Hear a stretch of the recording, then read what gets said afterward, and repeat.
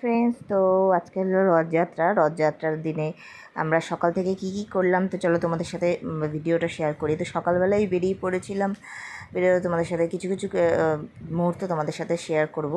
তো সকাল থেকেই আমরা বেরিয়ে পড়েছিলাম একটা মন্দিরে, যেটা আমাদের বাড়ির সামনেই একটা মন্দির তৈরি হয়েছিল। এই মন্দিরটা এবছর নতুন তৈরি হয়েছে, রথযাত্রা উপলক্ষেই জগন্নাথ দেবের মন্দিরটা, এই মন্দিরটা তৈরি হয়েছে।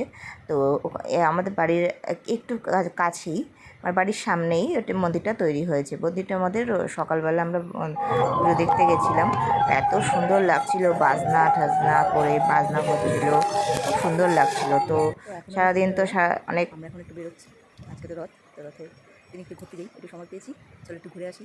তো দেখা যাক কোথায় ঘুরতে যাই, তো তোমাদেরকেও সঙ্গে দেখাবো কোথায় ঘুরতে যাচ্ছি। আমার বড় আসবে এক্ষুনি, বড়ের সাথে এখন ঘুরতে যাবো। তো চলো যাওয়া যাক।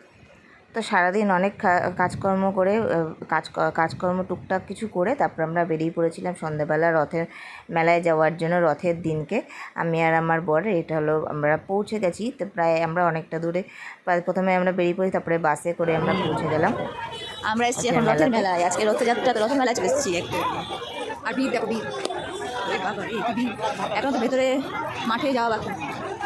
তো রথের মেলা মানেই হচ্ছে পাঁপড় ভাজা। তো ফার্স্টেই একটা আমার বর আমি একটা পাঁপড় ভাজা খেয়ে নিলাম। তো রথের মেলা মানেই পাঁপড় ভাজা তো খেতেই হবে, এটা হলো মাস্ট রথের মেলা। তো আর আমি না এবছর আমি ফার্স্ট, মানে এত বছরে এই প্রথম আমি রথের মেলা দেখতে গেলাম, আমার বর নিয়ে গেছিলো। তার এই মন্দিরটার মধ্যে না ভোগ বিতরণ হচ্ছিল, এমনিও ভোগ দিচ্ছিল, আর মাটির মাল সাথে করে ওগুলো আলাদা করে টিকিট কাটতে হতো ওই মাল ভোগ নেওয়ার জন্য। তো এমনিও মাল ভোগ দিচ্ছিল। আর এটা কি সুন্দর দেখো, মন্দিরটা এত সুন্দর, চারিপাশে খুব সুন্দর। আর এখানে খুব সুন্দর কীর্তনের ব্যবস্থা আছে, কীর্তনের ব্যবস্থা সব হচ্ছিলো, এখানে কীর্তন হচ্ছিলো। তখন একটু বিশ্রাম চলছিল, কারণ ভোগ দিচ্ছিল। তো সবাই বসে ভোগ প্রসাদ গ্রহণ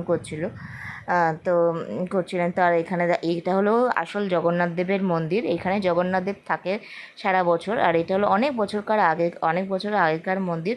আর এখানে দেখো আমরা রথ দেখতে চলে এসেছি, রথের করে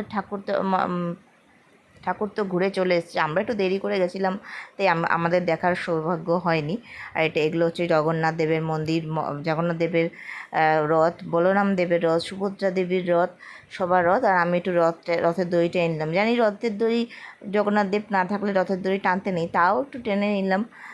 সবার ভাগ্যে তো সব কিছু হয় না। তো যাই হোক, তখন আমার একটু দেরি হয়ে গেছিলো বলে আমরা যেতে পারিনি। আর এই দেখো রথে করে জগন্নাথ দেব ঘুরে বেরিয়ে চলে এসছে তার মাসির বাড়ি, কারণ জগন্নাথ দেব তো তার মাসির বাড়ি এখন থাকবে।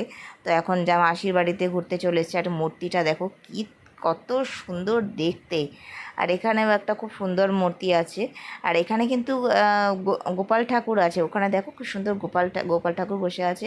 আর পিছনে দেখো খুব সুন্দর একটা সে দেওয়া কাপড়ের মতো গোপাল ঠাকুর দেওয়া, জগন্নাথ দেবের মূর্তি দেওয়া। মেলা বলা যায় এখানে যে ব্রেক ডান্স, চলো এটা আমাদের জীবন ব্রেক ডান্স হচ্ছে, ব্রেক ডান্স এটা দেখতেই ভালো লাগে, সব আছে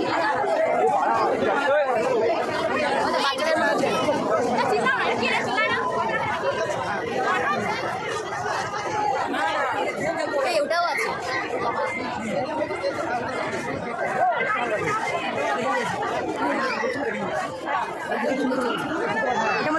এখানে কিন্তু নানা রকমের রাইডস ছিল, যেটা কিনা বড়দের অনেক রকম। আমি এখানে অনেক রাইডস দেখলাম, মানে এত রাইডস মানে আমাদের বারভূতের মেলাতেও হয় না, যেখানে এত রাইডস ছিল, অনেক রাইডস ছিল। আর এই দোকান, মেয়েদের এই রথের মেলা মানে এই দোকান মানে তো মেয়েদের একটা ইমোশন কাজ করে, মেয়েরা এখানে দাঁড়াবেই।